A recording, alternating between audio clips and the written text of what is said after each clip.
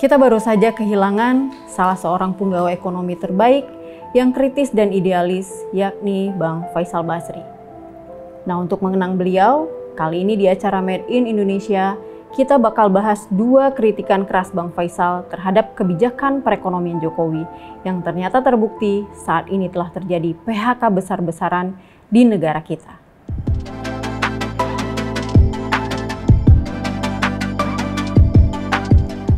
Jumpa lagi dengan saya Uni Nova dalam program Made in Indonesia yang akan terus membahas seputar ekonomi dan industri agar Indonesia Maju 2045 tercapai.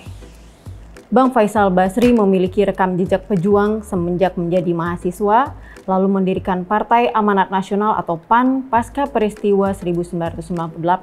Tapi beliau akhirnya keluar karena merasa tidak sesuai dengan idealismenya.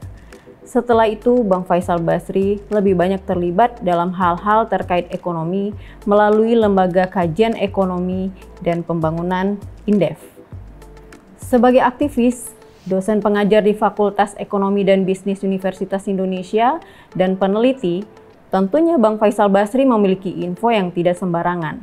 Masih jelas dalam ingatan kita bagaimana Bang Faisal Basri mengkritik kebijakan hilirisasi nikel pemerintahan Jokowi. Bahkan menyebut nama menantu Presiden Jokowi, Bobi Nasution, yang diduga ikut terlibat dalam ekspor ilegal biji nikel dengan angka yang fantastis. Itulah Bang Faisal Basri, begawan ekonomi yang paham secara keilmuan, memiliki info yang bisa dipertanggungjawabkan, lalu berani beraksi tanpa tedeng aling-aling. Sebagai keponakan dari mantan Wakil Presiden Republik Indonesia Adam Malik, Faisal Basri tumbuh dalam lingkungan yang mengajarkannya nilai-nilai kepemimpinan dan pengabdian. Makanya tidak heran melihat keberanian almarhum dalam mengkritik pemerintahan Jokowi selama 10 tahun terakhir, terutama kebijakan terkait ekonomi dan eksploitasi sumber daya alam.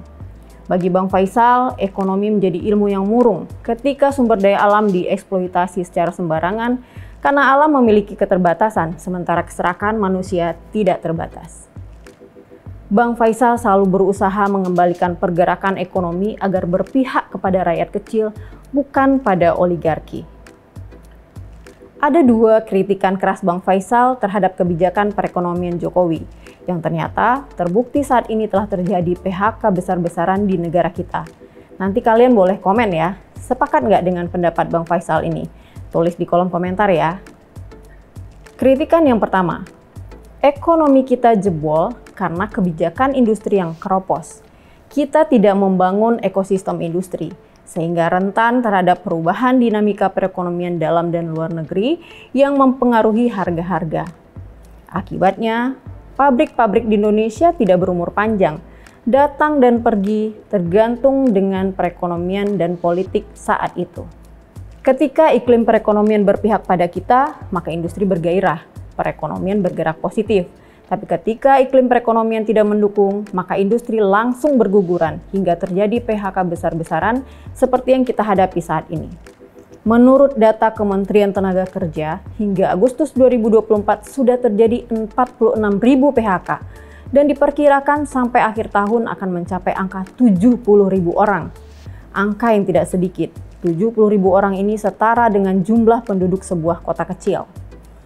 Jauh sebelum semua ini terjadi, Bang Faisal Basri sudah berkuar-kuar untuk mengingatkan. Sayang, beliau tidak didengarkan. Kritikan kedua, terkait kebijakan hilirisasi nikel, yang menurut pemerintah akan membawa Indonesia menjadi negara industri barang-barang yang terkait dengan nikel sebagai bahan baku. Misal, baterai mobil listrik. Bang Faisal setuju dengan hilirisasi nikel, tapi sebagai ekonom yang memiliki data detail, beliau tidak setuju dengan kebijakan hilirisasi nikel pemerintah Jokowi yang terlalu baik terhadap China.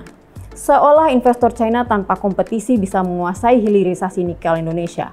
Bayangkan, nikel yang di pasaran dunia harganya mencapai seratusan US dollar per ton, sementara harga yang disepakati untuk masuk smelter dalam negeri hanya di kisaran 40-an US dollar per ton. Dengan segala dalihnya, pemerintah menyebut kebijakan harga itu akan menguntungkan Indonesia dalam manufaktur. Tapi sayang, data berkata lain. Kontribusi hilirisasi nikel terus menurun dari 21,1% tahun 2014 menjadi hanya 18,3% tahun 2022. Dan ini merupakan titik terendah sejak 33 tahun terakhir. Artinya, hilirisasi justru membuat kinerja manufaktur terkait anjlok dibandingkan tanpa ada hilirisasi 30 tahun lalu. Ada yang salah dengan kebijakan dalam pelaksanaan hilirisasi kita. Terkait KKN lagi mungkin? Dua kritikan keras Bang Faisal Basri ini ternyata terbukti.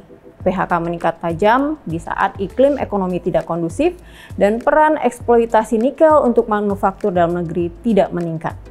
Tindakan Bang Faisal Basri yang terang dan selalu sesuai dengan idealisme serta keilmuan tersebut membuat beliau tidak punya beban dalam menyampaikan kritik pada penguasa.